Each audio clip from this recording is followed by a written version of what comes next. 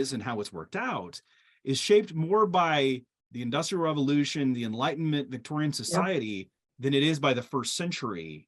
Right. In understanding how the gospel was worked out. When you say that would be it, I mean, and you yeah, absolutely. Yeah. go through that piece by piece. Keep going. Go ahead. Yeah.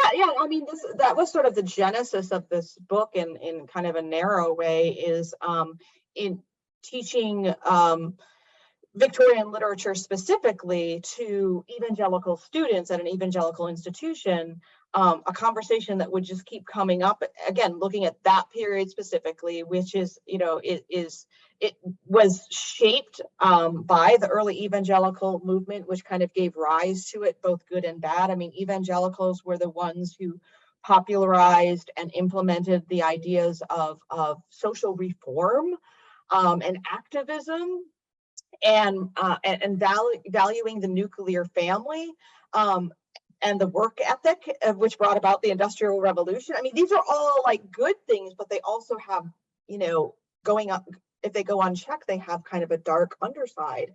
And so teaching the literature of this period, that is so marked by evangelicalism, to evangelical students in an evangelical setting, so many times the question would arise, because my students would recognize, well, this is just like the subculture I grew up in, talking about the purity of women's sexuality, especially, and having that double standard in which women's sexual purity is more important than men's sexual purity, which is a recurring theme in Victorian literature.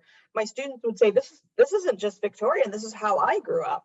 And so we would look at it and say, well, is this, is the way we think about this and talk about it and apply it, is it really biblical, or is it just coming from the Victorian age? And more often than not, the answer was, this is Victorian, not biblical.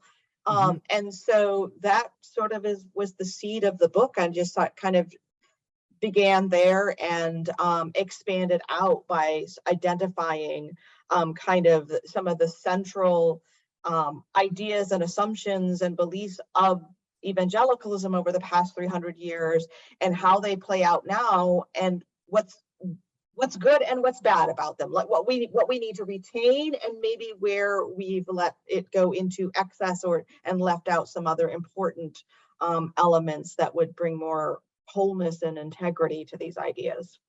This is a very important point that I think you're making, and I want to make sure that we address that.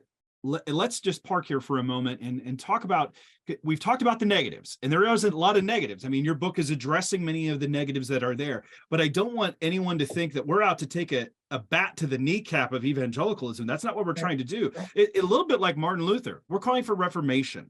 We love the church. We don't come as individuals that are out of it throwing rocks. We come from those in it and seeing the other people that have been injured by the church. This is the whole metaphor of, if you see people that are downstream, that are broken, you want to help them, but after a while you want to go up and see what the problem is that's there.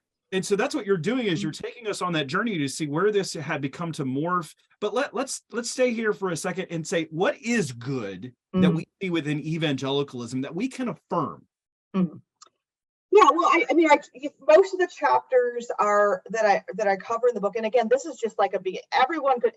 What my desire for anyone who picks up this book, who is an evangelical and values evangelicalism, is that they would just, their eyes would be open and they would see 100 more examples than what I cover in the book. But maybe a good example to kind of focus on that shows what I'm trying to do in this is one of the early ones that I cover in the book, and that's conversion.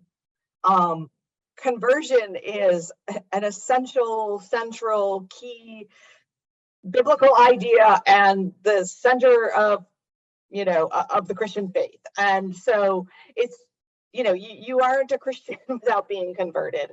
And evangelicals came along in the early 18th century and emphasized conversion because they existed in the context of a country that had a state church, and that meant that if you were, unless you were born to some family outside the state church, when you were born, you were a Christian, and you were a member not only of the state as a citizen, but you were also a member of the church.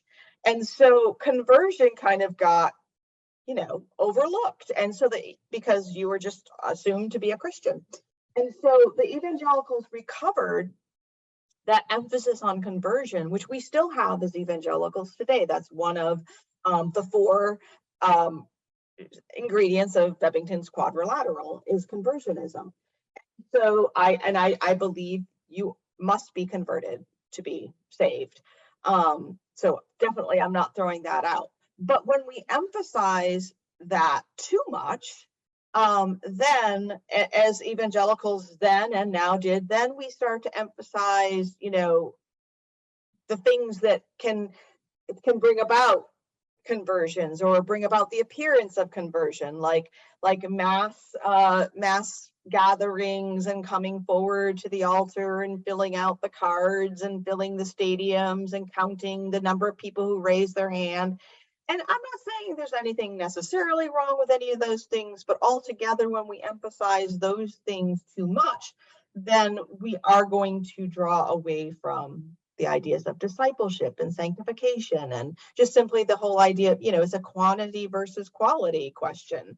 And they need to be balanced. It's not either or, it's both and so we can, this was, the subject of my earlier book that you already mentioned on reading well was about the classical understanding of virtue. And virtue is a moderation between two extremes, one of excess and one of deficiency, and both are vices. So virtue is kind of like the moderation, the balance, the mean between two extremes. And so we could take any one of these good things that characterizes evangelicalism, like conversion, and understand that it's a good, but all goods can become vices when they become excesses of either deficiency, an excess or a deficiency. And so when we emphasize any good thing at the expense of other good things, then it becomes a weakness. And that's kind of what I'm just trying to draw out in this book with a number of things. And conversion is like one of the early examples.